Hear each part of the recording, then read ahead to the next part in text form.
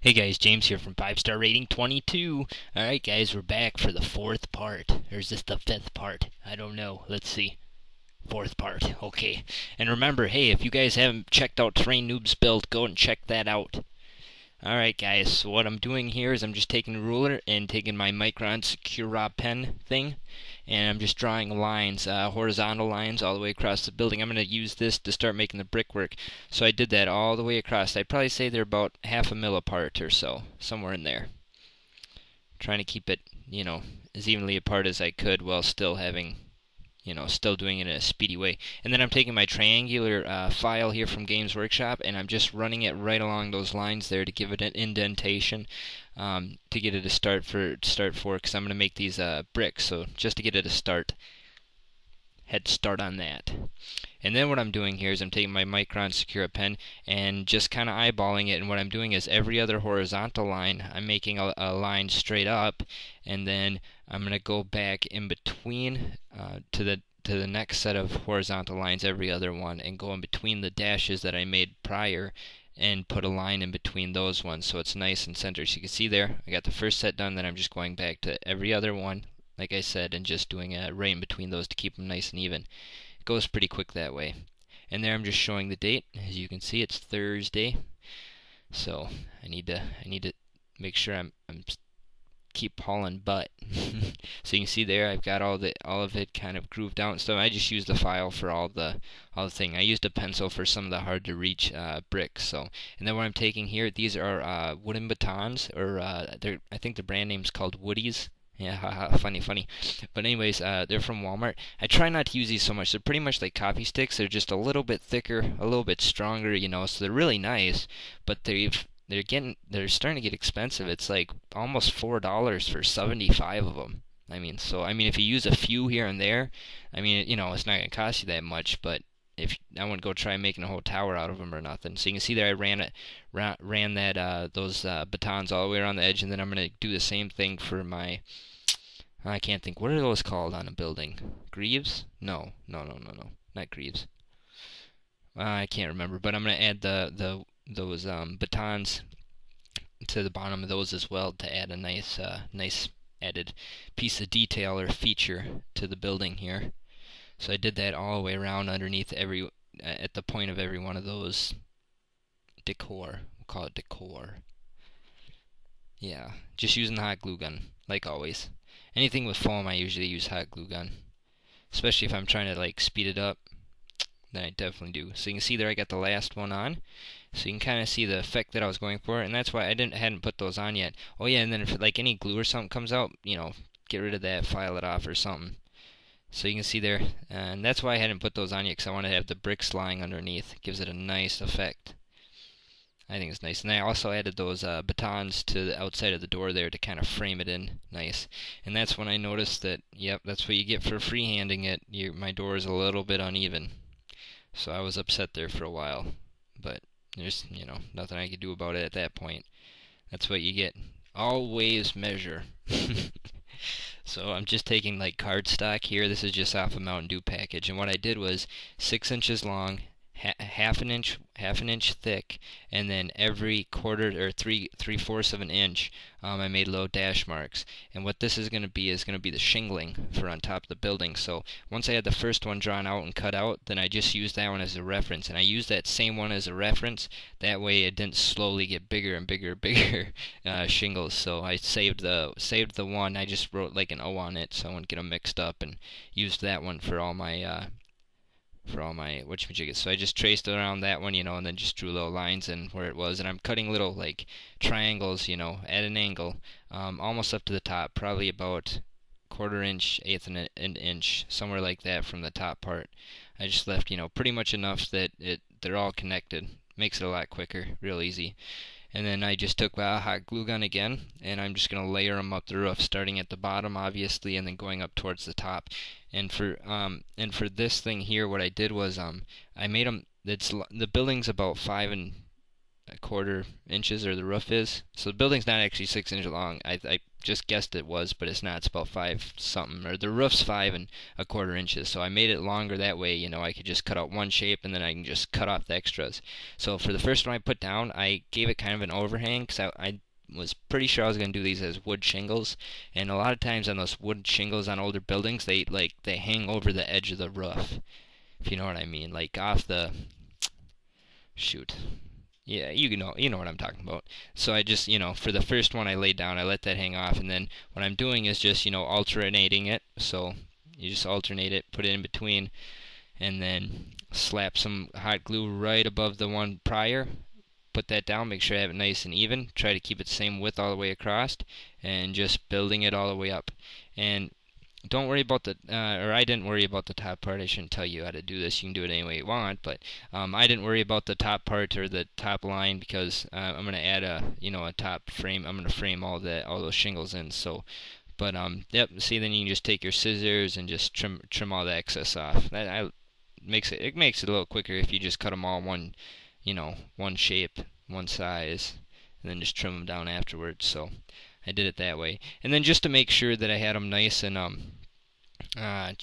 nice and even after I cut them out, because with the scissors sometimes it gives it, you know, you have like little cut marks in it and stuff. So I took sandpaper, of course, after I dropped my hot glue gun, and just sanded off the edge there, just so it had a nice flow to it, so it didn't look out of place or fake. Manufactured. I like that word, manufactured. So you can see there, yep, I used those wooden batons and just laid 2 of them right on top. Just trimmed them down, you know, to size, and then just laid them right on top to frame those shingles in. So, and then I cut out a little cross too out of that same cardstock. Just wanted to kind of fill up that door there, give the door a little bit more detail. And then what I'm taking, what I did also was I cut out a little block, a little square of the cardstock. Yep, so you can see there, just a little cardstock, just big enough to pretty much hold what's going to be my door handle. And these door handle, you can see there's a nice little brass one. I get it in the jeweler section at Walmart. You get a ton of them, like 3 different sizes for $2. And I mean, I could use these things for everything, loops, everything. And I just took my tweezers, held the edge, and then the part where it connects, I put a nice glob of hot glue there. And then when I put it on the door, I kind of let it hang away from it a little bit, like, you know, it's kind of rusty and it's kind of catching at an angle. It's not sitting nice and flat up against the door anymore. I don't know, I thought it looked a little better, you know, show that 3D-ness of it coming off of there instead of just being all flat on there. So I thought it looks nice. And those brass rings can be handy for a lot of things. A lot of things. So I was really glad to find those, so I'll use those quite a bit. But, oh, and then here what I'm doing, I'm just cutting out, like, I'm using, again, that's just that Mountain Dew packaging, just that cardstock, you know, cereal box type stuff, and just cutting out, like, circles, ovals, oblong shapes. You can see there I got a whole bunch of them. Just random shapes.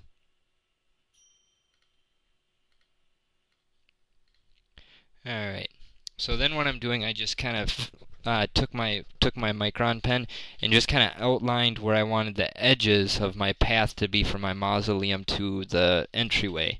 And then I kind of picked where I wanted my mausoleum and used hot glue and stuck that down. Now, if you're smart, unlike me, you wouldn't stick your little building to a huge base and then, you know, expect to paint it later. I don't know why I did that. I'm smarter than that. I don't know. I had you know, that's what happens when you try going fast. You do stupid things like that. It's pretty hard to get up and under and all the building when it's, you know, there's a ton of little crosses and gravestones and hills and stuff jutting out and fences and all that stuff. Oh man, yeah, that was a pain. Don't do that. So then I just pretty much the lines I had outlined, I took those, you know, those oblong shapes, kind of filled them in nice, trying to not have them touching, but as close as I could get them, and just filled it in all the way from the mausoleum front door to the right under the entryway there, as you can see.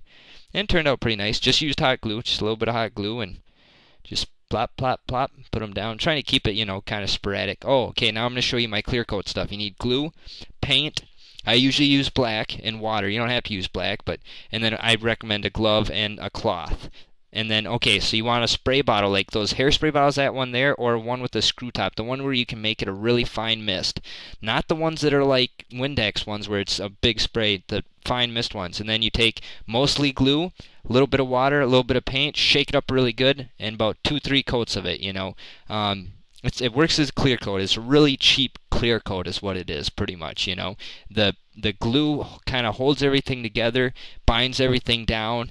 The paint makes it so, you know, you can stick it to it. And the water, you pretty much just put enough water in there so it can actually come out of the spray bottle as more of a mist than a glob, you know. If it's coming out globby, you got too much glue. Add a little bit more water, shake it up really, really good again, and then, you know, and then do it. All right, sorry, I'm getting late in this. And if you guys want me to explain that better later or make another video, let me know. Then what I'm taking here is scurry pads. I like these dark green ones, these really stiff kind of ones from like 3M. They're nice, they got that green. It saves me a step from having to paint it, but you can get like really cheap ones. I got this one for free. From my mom had given me a bunch of cleaning stuff, so I had a bunch of these for free, so I didn't have to pay for this one, but you can get them at the dollar store. And what I'm doing here, you want to tear it up really thin, you know, separate it really thin, and then really small. But not so small where you have like a bunch of like the stringy stuff hanging out, because then that kind of takes away from the effect of it. So once I have a good amount, I'm pretty much just taking it and kind of poking it onto the branches, you know, to get it started, and then just kind of building it up, having nice smaller pieces on top, you know.